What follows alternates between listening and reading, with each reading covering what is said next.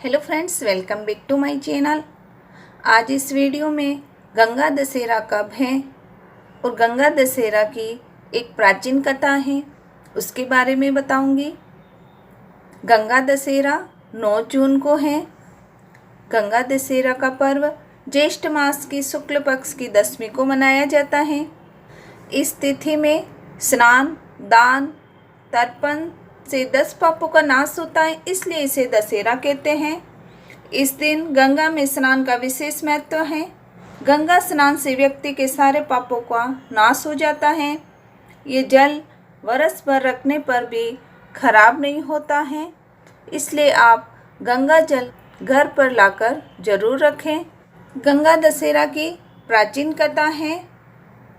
प्राचीन काल में अयोध्या में सगर नाम के राजा राज्य करते थे।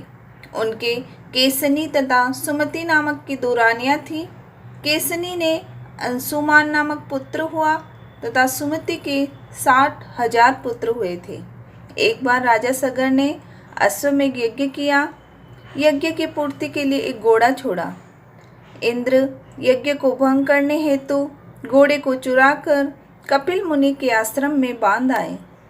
राजा ने यज्ञ की घोड़े को खोजने के लिए अपने 60,000 पुत्रों को भेजा। घोड़े को खोजते खोजते वह कपिल मुनि के आश्रम में पहुँचे तो उन्होंने यज्ञ के घोड़े को वहाँ बंधा हुआ पाया। उस समय कपिल मुनि तपस्या कर रहे थे। राजा के पुत्रों ने कपिल मुनि को चोर चोर कहकर पुकारना शुरू किया। कपिल मुनि की समाधि टूट गई तथा राजा के सारे पुत्र कपिल मुनि की क्रोधा अग्नि में जलकर भस्म हो गए। अंशुमान पिता की आज्ञा पाकर अपने भाइयों को खोजता हुआ जब मुनि के आश्रम में पहुंचा तो महात्मा गरुड़ ने उनके भाइयों के भस्म होने का सारा वृतांत के सुनाया। गरुड़ जी ने अंशुमान को ये भी बताया कि इसकी मुक्ति चाहते हो तो गंगा जी को स्वर्ग से धरती पर लाना होगा। इस समय अश्व को ले जाकर अपने पिता के यज्ञ को पूर्ण कराओ। इसके बाद गंगा को पृथ्वी पर लाने का कार्य करना।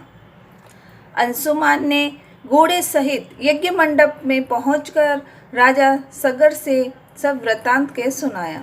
महाराज सगर की मृत्यु के पश्चात अंशुमान ने गंगा जी को पृथ्वी पर लाने के लिए तप किया, परंतु असफल रहे।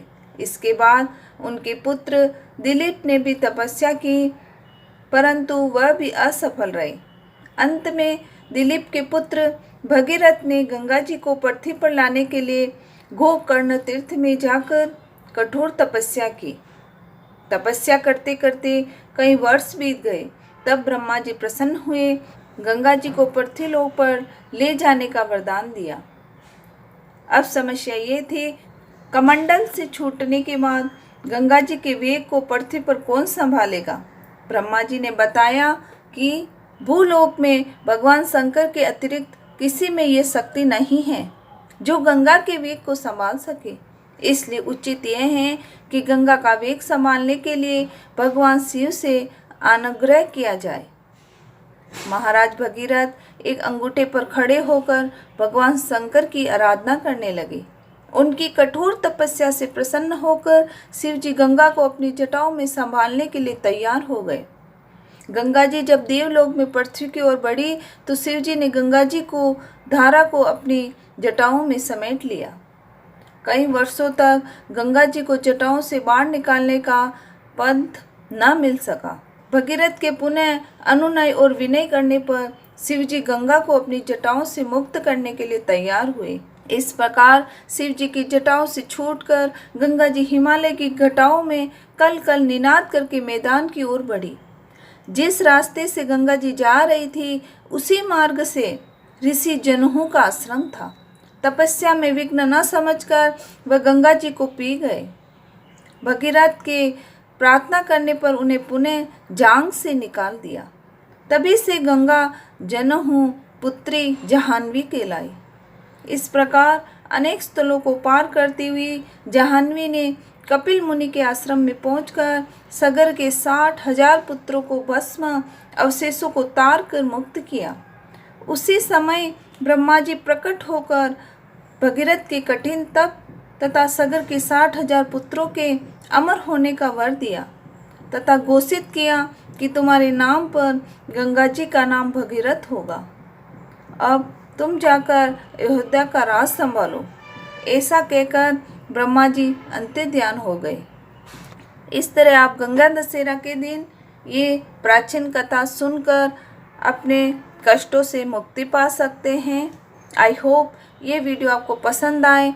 वीडियो पसंद आए तो वीडियो को लाइक करें, चैनल को सब्सक्राइब करें। Thank you.